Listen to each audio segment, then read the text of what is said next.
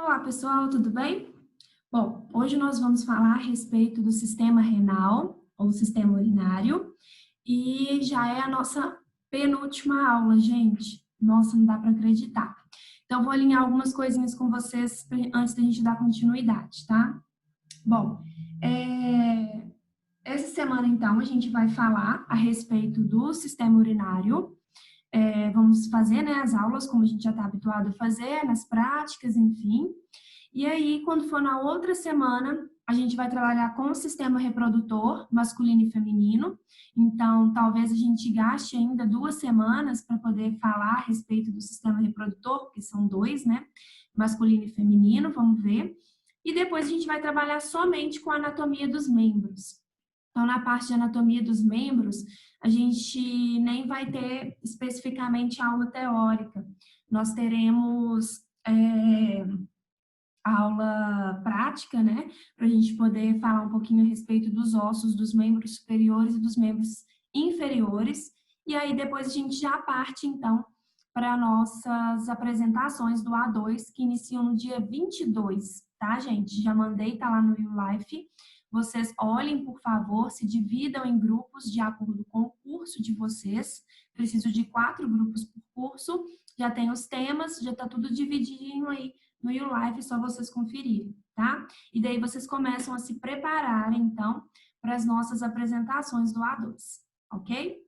Bom, então vamos dar continuidade, então, vamos falar hoje sobre o sistema urinário, que também, na maioria das vezes, a gente acaba escutando, né, falar sistema renal.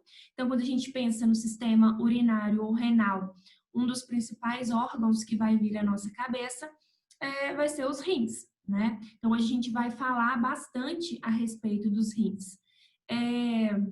Quando a gente fala desse sistema, né, do sistema renal, muita gente associa ele como se fosse um sistema excretor. Obviamente que a gente sabe que os rins vai produzir a urina, por isso também é chamado de sistema urinário, né? E que a urina é uma forma de excreção, né, de toxinas, de excretar água, né, toxinas diluídas nessa água, enfim. Então, com isso, muitas pessoas conhecem ou associam como um sistema excretor. E daí, por isso que eu coloquei aqui para vocês um monte de interrogaçãozinha. Será mesmo que ele é excretor? Eu acho que, obviamente, que a gente vai excretar a urina, vai ser o produto final, mas a gente vai ver que o sistema urinário, ele vai fazer tantas funções importantes antes de excretar a urina, que eu acho que talvez esse nome de sistema que a literatura às vezes traz para a gente, né, que a gente acaba associando excretor, passa a ser muito pouco significativo em função de várias outras funções que ele vai desempenhar, tá? Então, a gente vai ver hoje, né, que a gente não vai ter esse sistema somente associado ao fato de excretar, né, restos metabólicos e água, excesso de água, tá? Então, acho que é interessante a gente pensar o seguinte, a gente já viu todos os nossos outros sistemas, né? E nos outros sistemas, a gente viu principalmente o sistema respiratório, o sistema digestório, né? Que a gente produz metabólitos o tempo todo.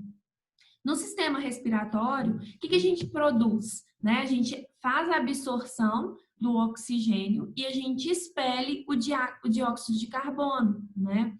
Então, esse meio de expelir, de excretar, é justamente porque a gente está tendo um processo metabólico ali o tempo todo ocorrendo no nosso organismo. Então, a gente também tem outras formas de excreção, né, de metabólitos, que vai ser no sistema digestório.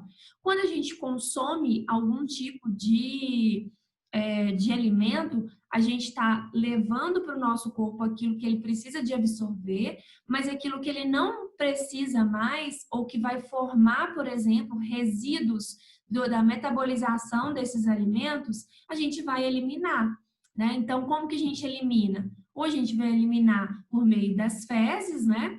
Ou a gente vai eliminar por meio do sistema renal, por meio da urina. Então, o sistema excretor, né, ou o sistema urinário, ou o sistema renal, eu vou chamar ele de urinário aqui, tá, gente? Ele vai ser um sistema, então, que ele vai estar envolvido com vários outros sistemas do nosso corpo, com a finalidade de eliminar as toxinas que esses outros sistemas também produzem, tá? Mas não só isso, que a gente vai ver que ele vai controlar também vários outros mecanismos, tá?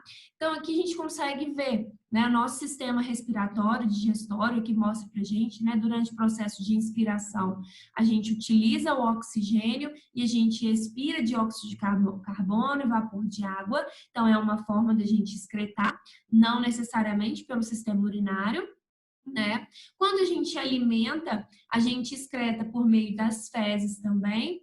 A gente tem a formação de suor, que também vai ser excretado, né? Sais minerais e alguns produtos tóxicos também. Por exemplo, quando a gente faz uso de antibióticos, a gente já consegue expelir também algumas moléculas tóxicas pelo suor, tá? E a gente tem também, obviamente, a formação da urina, né, pelo sistema urinário, onde a gente vai excretar sais, ureia, ácido úrico, né, bicarbonato, enfim. Então, a gente vai ter esse processo de excreção também pelo sistema urinário. Então, a gente vai ver que o nosso sistema excretor, o nosso sistema urinário, ele não pode ser chamado de excretor porque ele não é único. Então, a gente excreta restos metabólicos e toxinas por vários outros sistemas e outros meios, que acabam também, de uma certa forma, auxiliando o nosso sistema urinário, tá? Então, aqui, mais uma vez, é para vocês verem, né, que a gente tem, então, na verdade, né, as nossas células produzindo esses metabólitos, né, o tempo todo. Esses metabólitos, eles estarão circulando na nossa circulação, no nosso sangue, né, por meio do sistema circulatório. Então, a gente tem, né, no caso, trazendo para o nosso sangue o oxigênio, eliminando o CO2 e o O2, a gente já sabe qual que é o processo de entrada e de saída, né, no nosso sistema respiratório. A gente vai ver que no nosso sistema tegumentar, no caso da pele, né, suor, das glândulas sudoríparas, que vão estar ali auxiliando na eliminação desses sais e de água também, por meio do suor. A gente tem a excreção por meio da urina, né, sais e água também. Então, ou seja, a gente vai ver o tempo todo o nosso corpo trabalhando em conjunto com o sistema urinário para que a gente alcance uma homeostase. Daí, quando a gente fala homeostase, gente, é um equilíbrio. Se eu estou trazendo para o meu corpo substâncias que são importantes para o funcionamento dele e ele está produzindo restos metabólicos, eu preciso de eliminar esses restos metabólicos para que a gente consiga fazer com que o corpo entre em equilíbrio, tá? Então, o nosso sistema urinário, a gente vai dividir ele em duas porções. A gente chama uma porção de porção formadora da urina e uma outra porção que é a porção excretora da urina. Então, o que compõe o nosso sistema urinário? Então, nós vamos ter, né, o eixo principal, o órgão principal, que vai ser os rins, que vai formar essa porção formadora. Então, a nossa urina, ela vai ser produzida nos rins e a gente vai ter a porção excretora, que vai ser a porção onde que vai conduzir essa urina, tá? Então, quem que é a porção excretora? Nós temos, então, o ureter, que é esse canal, né, que está saindo aqui dos rins, carregando a urina e vai levar essa urina, né, até a bexiga para poder ser armazenada, tá? Então, o ureter, a bexiga e a uretra, que está logo depois da bexiga, que vai ser o canal, aonde a gente vai conseguir, de fato, fazer a eliminação dessa urina, tá? Então, basicamente, a gente faz essa divisão do nosso sistema renal. E daí, qual que é a principal função, né? Quando a gente fala principal função, eu acho que a gente normalmente associa com essa excreção, mas olha quantas funções o nosso sistema urinário vai apresentar e que, de fato, são muito mais importantes, né? Ou também, não sei se eu falaria muito mais, mas que todas são bem importantes. Então, olha aí uma das primeiras, né? Regula o volume e a composição do sangue. Pois é, gente, o nosso sistema renal, ele vai estar associado ao controle do volume de sangue circulante. A gente pensa o seguinte, né, lá grosso modo, a gente tem os rins como uma atuação de filtro. E a partir do momento que ele é o filtro do nosso corpo, ele filtra o sangue, e é no sangue que está ali dissolvido, né, diluído, tudo aquilo que percorre por nosso corpo, né? A gente vai ver, então, que ele vai ter esse papel de regular o volume. Vamos imaginar, se eu tomo, por exemplo, né, 2 litros de água por dia e eu não conseguisse eliminar esse excesso de água, a minha pressão vai subir, correto? Por quê? Imagina que eu tenho, então, né? Vamos imaginar, então, tá aqui como se fosse um tubo oco, né? Aqui são as minhas veias e as minhas artérias que estão circulando ali 5,5 litros, 6,5 litros de sangue todos os dias. Se eu vou tomando muita água, né, líquido, esse volume continua circulando aqui. Se eu não elimino esse volume de sangue, esse volume de água, o que vai acontecer? O meu sangue ele vai ficar com um volume muito maior, que vai exercer uma pressão nos vasos, né, das minhas artérias e das minhas veias, que consequentemente vai aumentar essa pressão. Então, eu preciso de fazer a regulação do volume sanguíneo para que eu, consequentemente, consiga regular a pressão arterial. Então, isso já é uma função extremamente importante do nosso sistema urinário. Ele vai estar associado com a composição do sangue. Por quê? Ele vai estimular a produção, ou vai produzir, na verdade, né, hormônios que estão associados ao estímulo da produção de células sanguíneas lá na medula óssea, dentro dos nossos ossos. Então, a gente fala que ele está relacionado à eritropoiese, tá? Porque ele vai estar estimulando esse processo de produção de células sanguíneas. Aí, além disso, né, gente, ele vai favorecer o equilíbrio hidroeletrolítico, ou seja, quando a gente está, né, com a nossa alimentação, a gente está tomando líquido, água, a gente está ingerindo também, né, a todo tempo sódio, potássio, cálcio, cloreto ou cloreto de sódio, né, cloreto de potássio, enfim, que vão se formar. E isso, consequentemente, os excessos, eles precisam de ser equilibrados dentro da nossa corrente sanguínea. E esse equilíbrio é que vai fazer, né, promover o funcionamento, a homeostasia do nosso organismo. Então, o nosso sistema urinário também vai controlar os níveis desses eletrólitos aí, né, e da quantidade de água, para que a gente consiga ter um equilíbrio de fato no nosso corpo. Tá?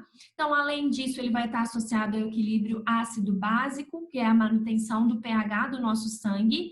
A gente sabe que, a partir do momento que começa a circular muitas quantidades de toxinas, o pH do nosso sangue pode se tornar mais alcalino, né? E, consequentemente, isso pode desenvolver, vamos dizer assim, ou benefícios ou malefícios, dependendo do pH, né? Se ele se tornar mais ácido, a gente vai ter, então, mais malefícios, e isso vai fazer com que a gente tenha consequências, como, por exemplo, até a formação de carcinogênese também, tá?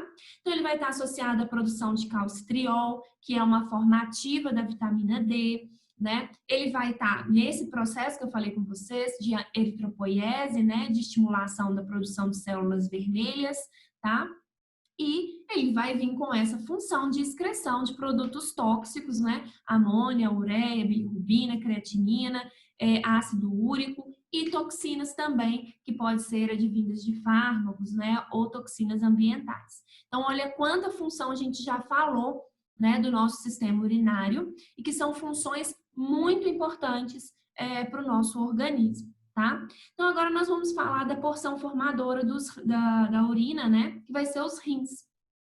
Bom, gente, então, como eu falei, todo esse processo de produção, né, de excreção da urina vai ser feita lá nos rins, né? E vai ser os rins também que vai produzir essas substâncias que vão, de uma certa forma, auxiliar na manutenção do pH e no controle hidroeletrolítico do nosso corpo, porque a gente vai ver que substâncias como a renina, que está associado ao processo a cascata, né, de desenvolvimento da pressão arterial, que é a renina, a angiotensina,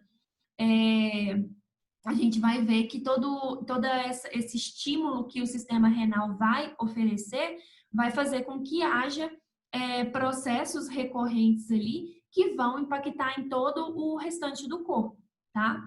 Então, olha aí, a gente vai ter, então, um par, né, de rins, então, na verdade, são dois, um esquerdo e um direito, né, localizados na região abdominal, em posição retroperitoneal. O que é essa posição retroperitoneal, tá, gente? A gente vai ver que os nossos rins, eles vão estar, na verdade, né, dentro daquela parte aonde a gente fala que a gente tem. Lembram quando a gente falou da cavidade abdominal? Que na cavidade abdominal a gente tem o peritônio ali envolvendo todas as vísceras, né? E daí a gente vai ter os rins bem próximo ali do peritônio, que a gente fala retroperitoneal, porque ele vai estar um pouco antes, né, dessa camada ali, desse peritônio. E aí a gente vai ver que é justamente o peritônio que vai favorecer, né, vamos dizer assim, a fixação dos rins nessa posição anatômica que ele vai apresentar, tá? Então a gente vê que ele tem mais ou menos de 10 a 12 centímetros, mais ou menos, né? Parece mais ou menos um grãozinho de feijão grande, obviamente, né? O formato, e eles podem pesar cerca de 150 gramas. Então, eles são, um órgão, vamos dizer assim, relativamente pequeno e com uma função extremamente, com funções, né, extremamente importantes aí, tá? Então, a gente consegue ver, já sempre aí nas fotos, vocês vão conseguir visualizar que a gente tem o rim esquerdo, né, um pouquinho mais elevado do que o rim direito, tá? Então, isso é uma posição mesmo que a gente já consegue sempre ver nos mapas, né? Então, a gente consegue visualizar aí, ó, o rim direito um pouquinho mais abaixo do rim esquerdo, tá? Isso porque, gente, a gente vai ver que na posição anatômica dos rins, né, a gente consegue visualizar, não aqui nessa foto, tá? Mas a gente consegue ver que no caso do rim esquerdo, ele vai estar um pouco mais abaixo, porque a gente vai ter um órgão aqui bem pesado, né, exercendo força nele aqui para baixo, que é o fígado. Então, o fígado, que pesa mais ou menos 1,5 kg, está em cima do rim, então, do rim esquerdo. Então, ele tende a ser um pouco mais baixo.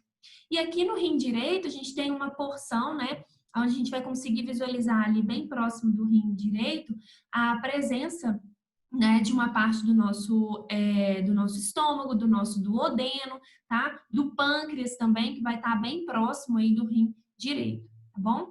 E aqui, com uma visão dorsal, a gente consegue visualizar, né, que as duas últimas costelas da nossa caixa torácica servem aqui de proteção, como a gente já tinha comentado isso em outras aulas, né? Tá aqui protegendo o nosso sistema renal, os nossos rins, tá? Então, por isso que aquelas pessoas que a gente já tinha comentado antes, né, tem aquela intenção de afinar a cintura e que retiram as costelas flutuantes, elas podem estar deixando os rins, né, desprotegidos, e caso haja algum impacto, teoricamente, a gente pode estar comprometendo esse órgão que é tão importante, tá? Então, a gente já viu onde que ele se localiza, né? E aqui a gente vai ver, então, a anatomia macroscópica, que é o que a gente diz, que é o que a gente vê de visão mesmo externa dos rins, tá? Então, a gente tem faces, que a gente diz que são faces anteriores e faces posteriores, tá? Fiz errado aqui, né? Anterior e posterior, tá, gente? Obviamente que a face anterior, ela vai estar voltada para essas vísceras e a parte posterior vai estar voltada para a coluna, né? No caso, para a nossa porção mais dorsal do nosso corpo, tá? Aqui, então, a gente está tendo uma visão anterior, tá bom? E a gente tem bordas que a gente chama de bordas, né? Medial e lateral. A gente vai ver isso com mais facilidade, né? Nas aulas práticas, tá?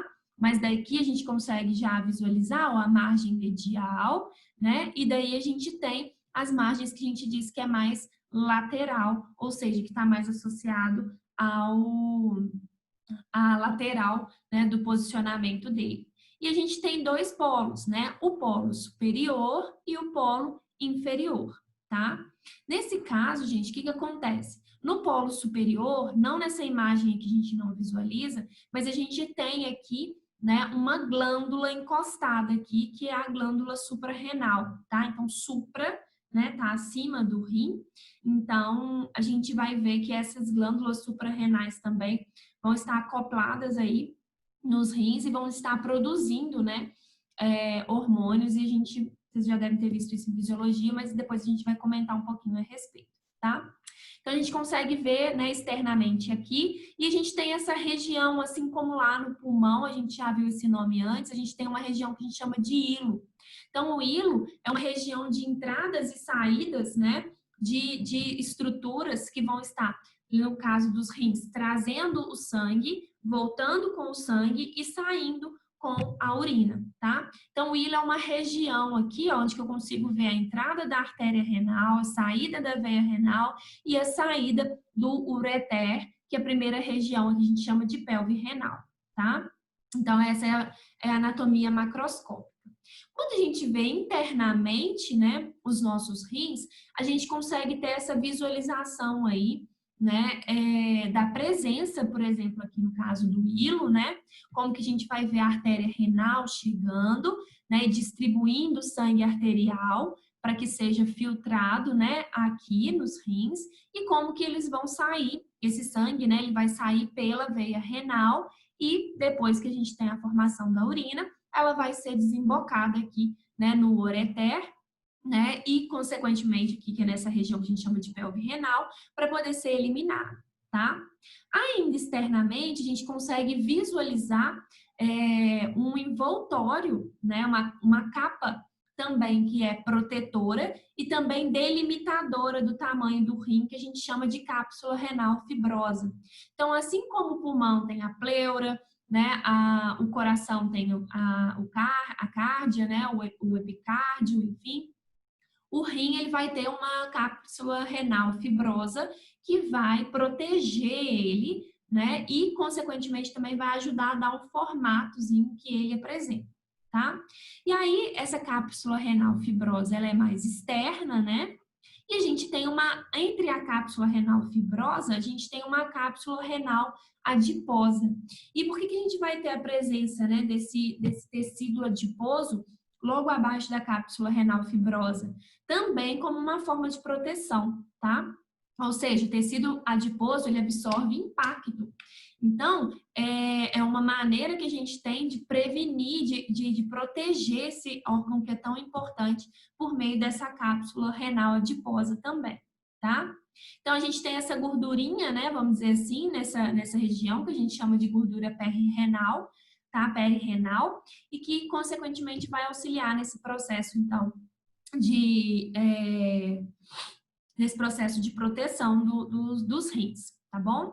E aí, gente, a gente tem, nessa cápsula, né, renal fibrosa, a gente vai ter ali associado um conjunto de fibras que a gente chama, né, de fáscia renal, que está associado a essa gordurinha, e esse conjunto de fibras. É como se fosse o seguinte, essas fibras, elas estão ali, né, na gordura perirenal, e elas se estendem para o externo da cápsula fibrosa renal, que é justamente para quê? Para poder prender o rim, né, às fibras do peritônio. E é por isso que a gente vai ver que os rins, eles conseguem, vamos dizer assim, ficar ali, né, posicionados ali por causa dessas fibras colágenas que elas vão fazer com que haja, na verdade, essa fixação dos rins ali nessa região, né, da nossa cavidade abdominal, tá? Então, como eu falei com vocês, a gente tem aqui, então, o hilo, né, renal, onde a gente vai ver aqui no hilo a entrada e saída, né, não somente de artérias, de veias, como também a gente vai ver vasos linfáticos que precisam de fazer drenagem, né, nervos que vão estar associados ali à movimentação, ao estímulo autônomo ali do sistema renal. Então, enfim, é a região de entrada e saída de comunicação ali desse órgão, tá? Bom, e aí na anatomia, o que a gente consegue visualizar? A gente divide também o rim, né, em partes, em três partes principais, tá? Que vocês vão conhecer aqui nessa imagem, né? Que é o córtex renal. Lembram que a gente já tinha visto lá no sistema nervoso? Então, o córtex, né? Quando a gente fala do córtex, por exemplo, cerebral, a gente vai lembrar daquele córtex mais externo, né? Então, aqui no rim é a mesma coisa, a gente tem essa região mais externa renal, que vai estar envolvendo todo o rim, que a gente chama de córtex renal, tá? A gente vai ver que no córtex renal a gente tem presenças, né, de colunas renais.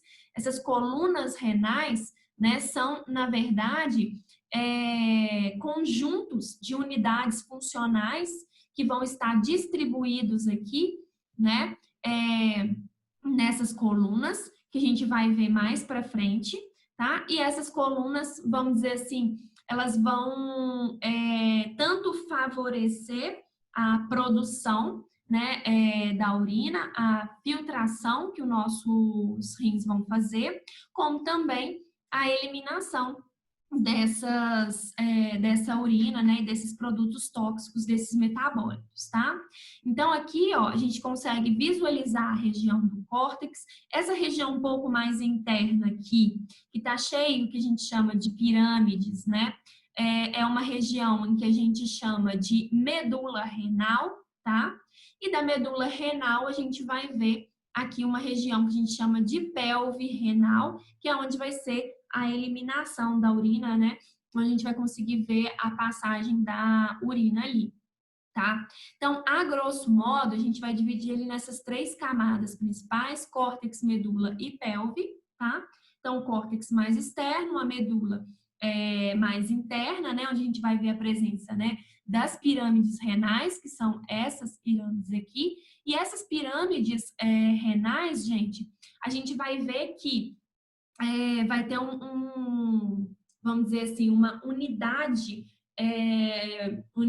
funcional dos nossos rins que vai formar essas pirâmides e que também vai formar o córtex renal. Então, a gente vai ver que tanto no córtex quanto nas pirâmides a gente tem a unidade funcional dos rins, que são os néfrons, tá?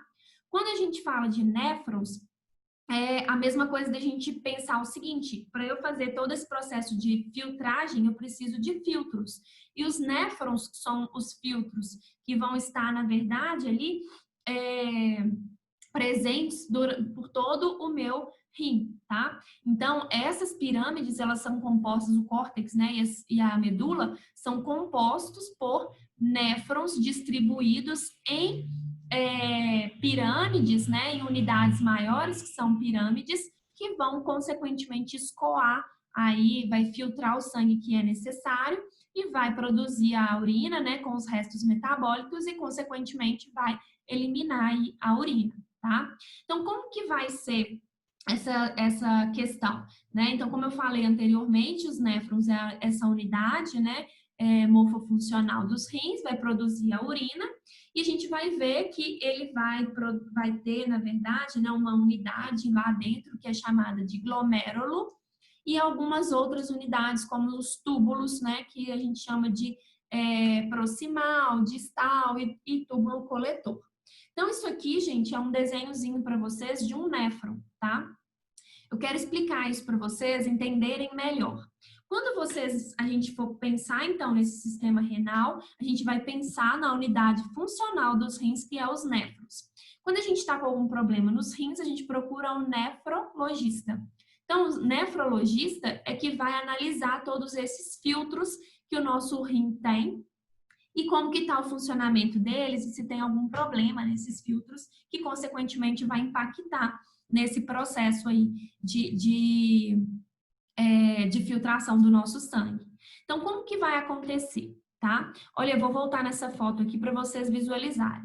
O sangue que está percorrendo, né, pelo nosso corpo, o sangue arterial, por exemplo, que está rico em oxigênio, está vindo com nutrientes, né, glicose, vai vir com proteínas ou aminoácidos ali, né, lipídios circulantes, enfim.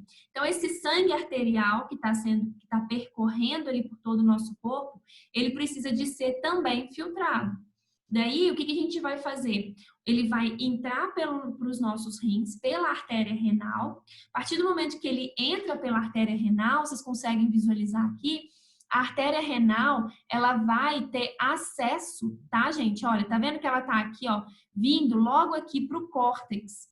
Então, ela vem aqui no córtex trazendo, né, esse sangue para que esse sangue seja filtrado. E a partir do momento que ela vai passando e o sangue vai sendo filtrado aqui nos néfrons que estão distribuídos nessas regiões aqui, a gente vai ver que o sangue vai voltando pelas veias, tá? E daí, consequentemente, essas veias, tá vendo? Ó, ela passando aqui, essas veias vão se juntando para poder escoar todo aquele sangue filtrado e ele retornar aqui pela veia renal e acessar a nossa circulação de novo, tá? Então, o primeiro passo é a gente pensar que esse sangue, ele vai direto lá para a região do córtex renal. Por quê? Quando ele chegar lá no córtex renal, ele vai encontrar, então, os néfrons, tá vendo que a gente consegue ver aqui, ó, a artéria renal indo lá para o córtex e levando esse sangue arterial para poder ser filtrado, tá? Então, gente, como que vai funcionar?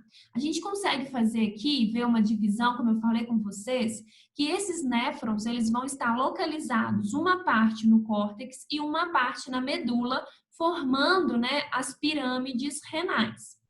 A parte que está no córtex é uma parte muito relacionada à filtragem, tá? Então, a gente vai ver que a filtragem é a reabsorção, na verdade. A gente vai ver que essa região do córtex vai já reabsorver aquilo que é importante para o nosso corpo, tá? Então, é como se fosse o seguinte, esse sangue, como eu falei com vocês, ele tá vindo, né, com várias substâncias aqui diluídas, aminoácidos, glicose, né? Então, a artéria vai chegar aqui nessa primeira região aqui do néfron, que a gente chama de glomérulo. Essa região aqui, que é o glomérulo, ela é uma região, tá, gente, que ela vai ser principalmente vamos dizer assim, uma região como se ela tivesse ali vários capilares, né, da artéria, vão se soltar ali dentro desses glomérulos, justamente para aumentar a capacidade de absorção desse glomérulo.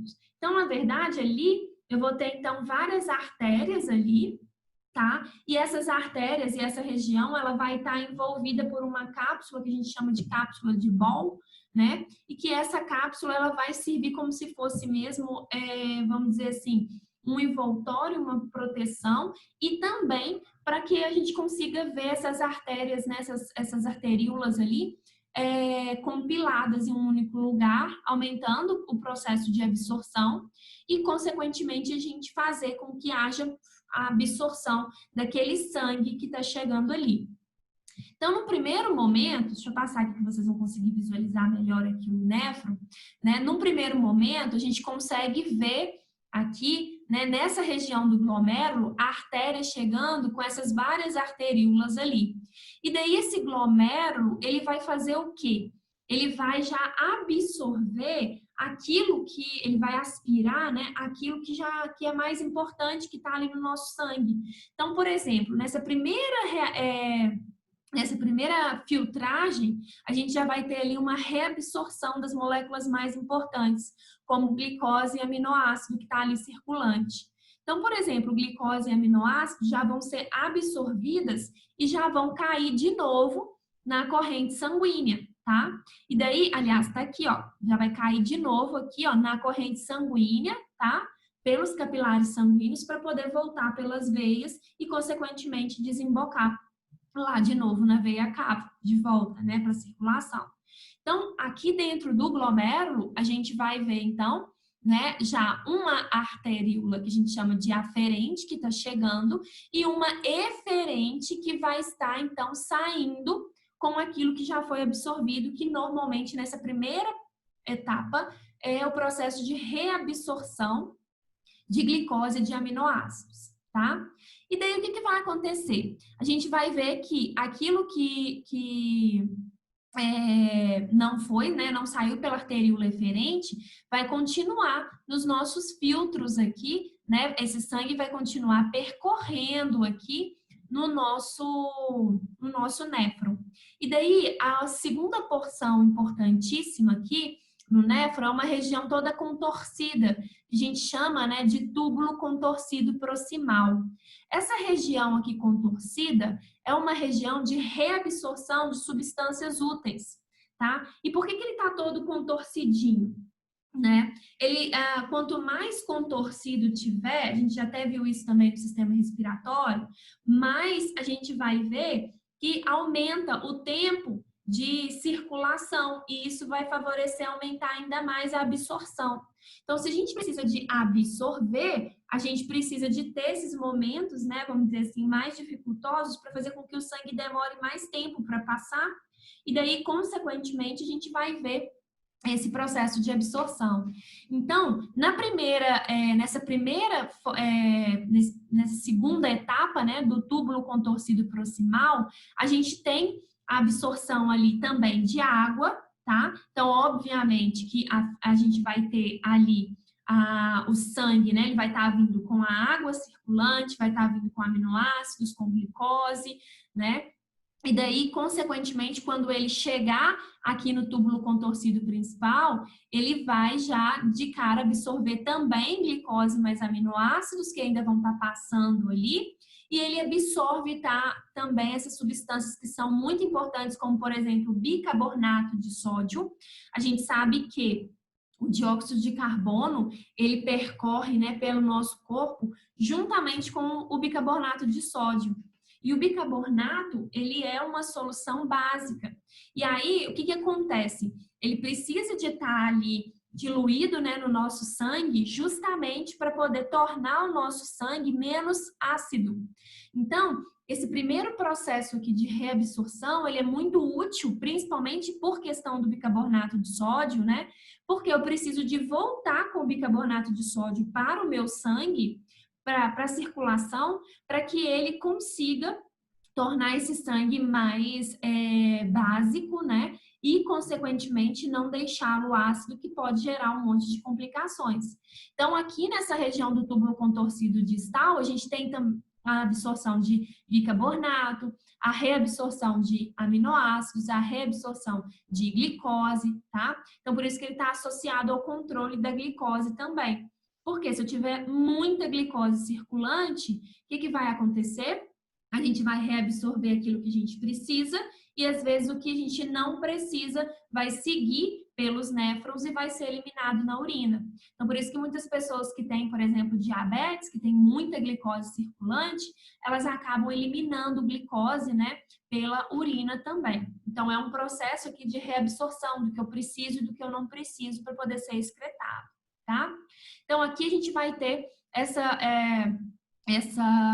absorção, né, de solutos também, como sódio, cloreto, potássio, que são importantíssimos para a manutenção do equilíbrio hidroeletrolítico e também, né, do nosso volume sanguíneo. E água também que vai ser absorvida, tá? Consequentemente, quando ele vai descendo para essa região, né, que a gente chama que é uma região da alça néfrica descendente, né? Essa região, ela vai estar já bem na região aqui, bem próximo da parte da medula renal.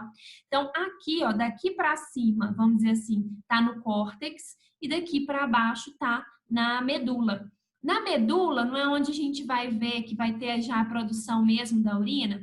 Então, aqui a gente começa já a absorver água, tá? Então, água aqui já vai começar a ser vamos dizer assim, já vai começar a voltar a água que é necessária, vai começar a voltar para a circulação, tá? E o que não vai continuar seguindo aqui na alça ascendente. Porque quando chega aqui na alça ascendente, a gente tem uma região bem negativa, porque tá cheio de sal ali, e consequentemente essa região faz com que, se eu tenho muito sal, eu consigo fazer com que eu tenha o quê? Uma concentração maior de água ali.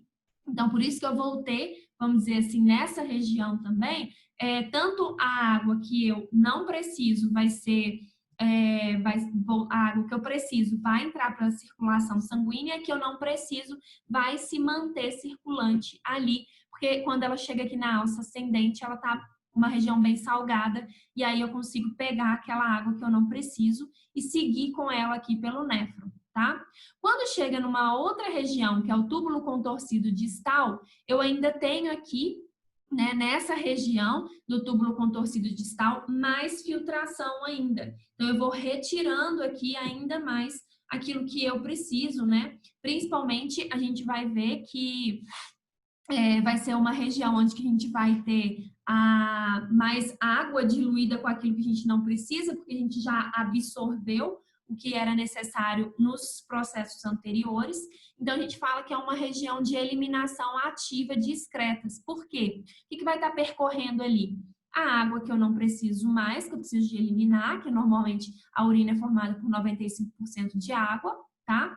E restos de toxinas, né? Que seria, na verdade, creatinina, ureia, amônia, tá? Esses restos, gente, normalmente são restos metabólicos e principalmente no caso da creatinina, né, da ureia, são restos do metabolismo de proteínas. Então, obviamente que não só proteínas que a gente ingere, tá? Como também as proteínas que são degradadas no nosso corpo diariamente. Por exemplo, eu preciso de renovar minhas células sanguíneas, eu preciso de degradar essas células que são formadas por proteínas e essa degradação vai ser eliminada ali pelo sistema renal, né, pelos néfrons, obviamente. Então, a nossa urina vai estar eliminando, né, creatinina, amônia, ureia, que são restos metabólicos ali desse processo de metabolização das proteínas, tanto corporais quanto alimentares. Então, por isso que vocês já devem ter ouvido também falar, quando a gente acaba consumindo uma quantidade muito grande de proteínas, a gente acaba falando, nossa, tem que tomar muita água, porque excesso de proteína pode prejudicar o sistema renal, porque a gente vai estar aumentando muito essa quantidade de toxinas aí circulantes pelo sistema renal, tá? E daí, quando chega aqui no túbulo contorcido distal, a gente já vai ter essa presença maior dessas toxinas, a gente vai ter uma região de ducto coletor que vai desembocar, então, né, lá na região, então, próxima já do seio, né, urinário, onde a gente vai ter a pelve coletando toda a urina que foi produzida pelo córtex e pela medula, né, e, consequentemente, a gente tem um pouco ainda de reabsorção de água, volta para a corrente sanguínea, o que a gente não precisa vai ser eliminado, tá? Então, com isso, gente, a gente tem de 110 a 125 ml de sangue por minuto sendo filtrado. Isso dá mais ou menos 180 litros por dia, tá? E aí a gente acaba produzindo, na verdade, né, desse processo todo, 1,2 a 1,8 de urina por dia. E o restante a gente consegue absorver, tá? Então, aqui é só para todas essas etapas que eu falei com vocês, um pouco mais bem detalhado, né? Então, tá ali a cápsula de Bol com os glomérulos ali dentro, né? Então, a gente vai ver que ele vai atuar, igual eu falei com vocês, como se fosse um aspirador, né? E aí a gente vai reabsorver ali água, sódio, cloreto, potássio, bicarbonato, aminoácidos, glicose, tá? E aí, com essa primeira etapa, esse primeiro continuado, né, de líquido que vai continuar percorrendo aqui, a gente chama de filtrado, tá? Então, é o seguinte, a artéria renal chegou aqui no glomérulo, né?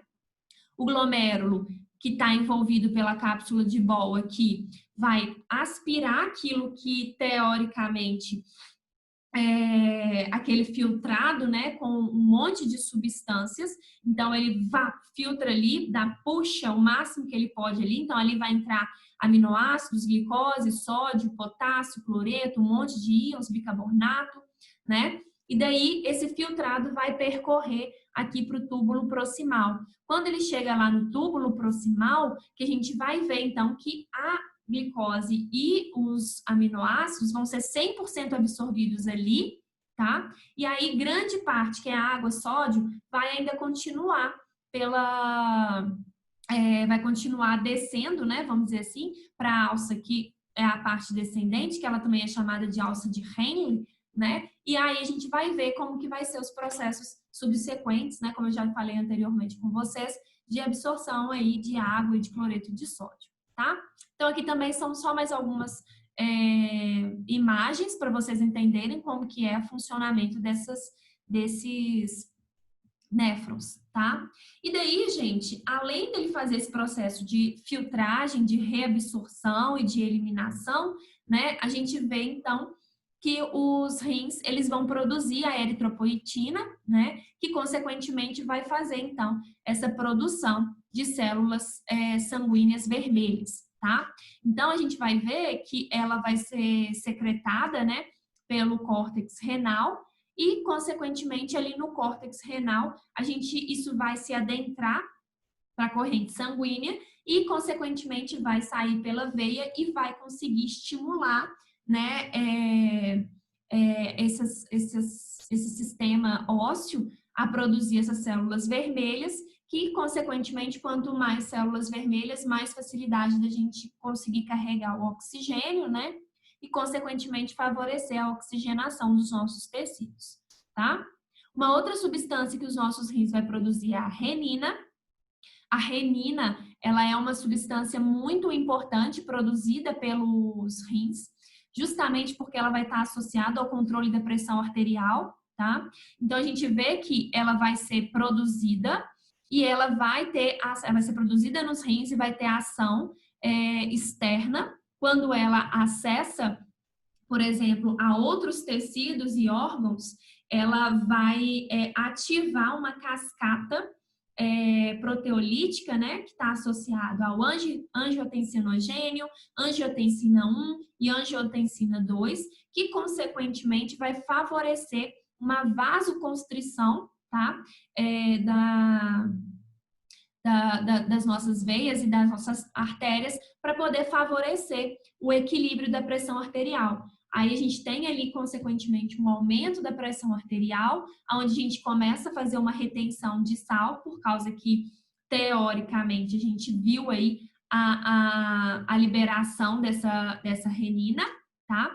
E aí a gente vai conseguir visualizar nessa etapa que, quando a gente tem essa queda de pressão arterial, a gente tem essa liberação dessa renina para poder aumentar a pressão, tá? E quando a nossa pressão está normal, o rim não vai produzir e, consequentemente, a gente vai ter esse controle aí o tempo todo pelo nosso sistema renal, né? Mais especificamente pelos rins, tá? Então, é como se fosse o seguinte: se eu tenho uma queda de pressão, ou seja, se eu, no momento que houve uma filtração ali do meu sangue, a pressão reduziu, eu preciso de equilibrar de novo essa pressão, fazer ela aumentar.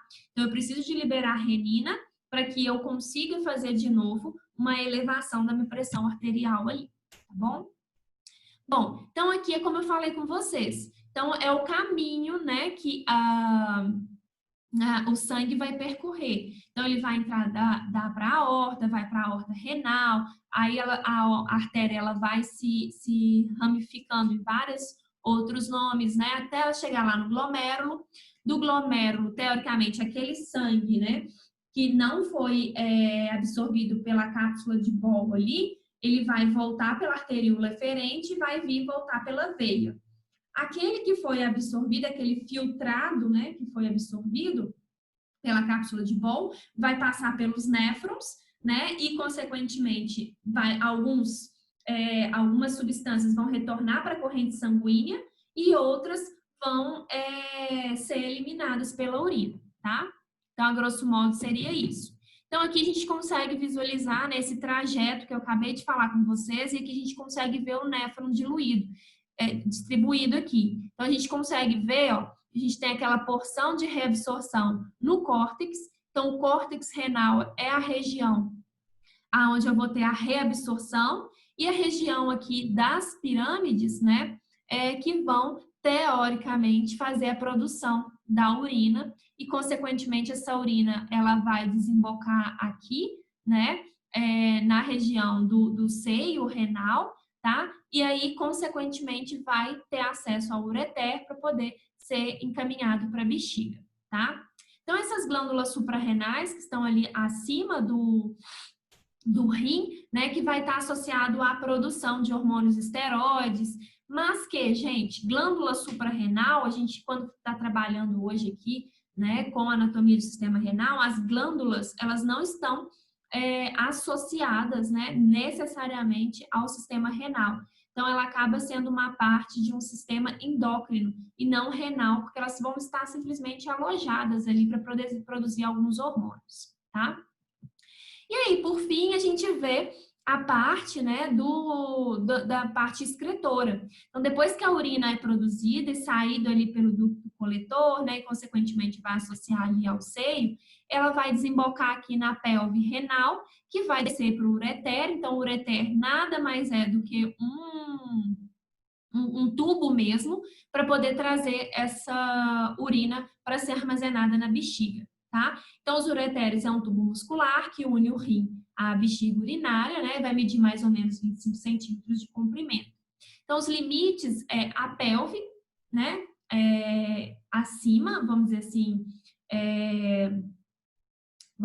superiormente, tá?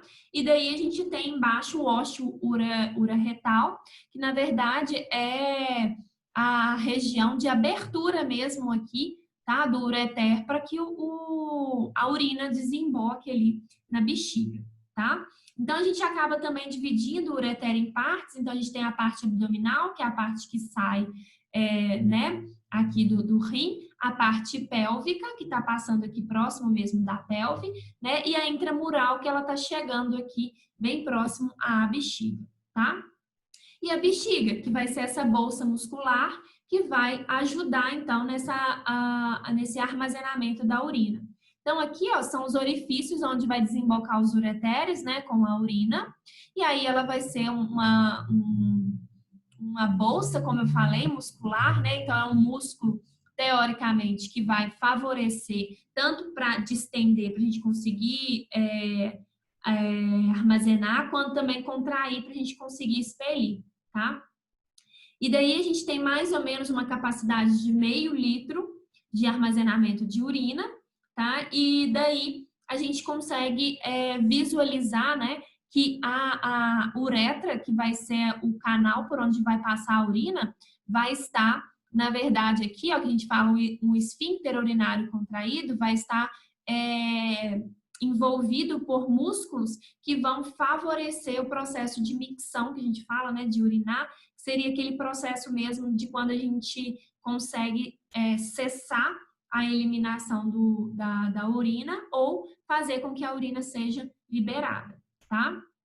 E aí, por fim, a gente tem aqui a uretra, né? Que vai ser esse tubo mediano que comunica a bexiga com o meio externo. Então, aqui a gente consegue ver uma uretra feminina e uma masculina, né?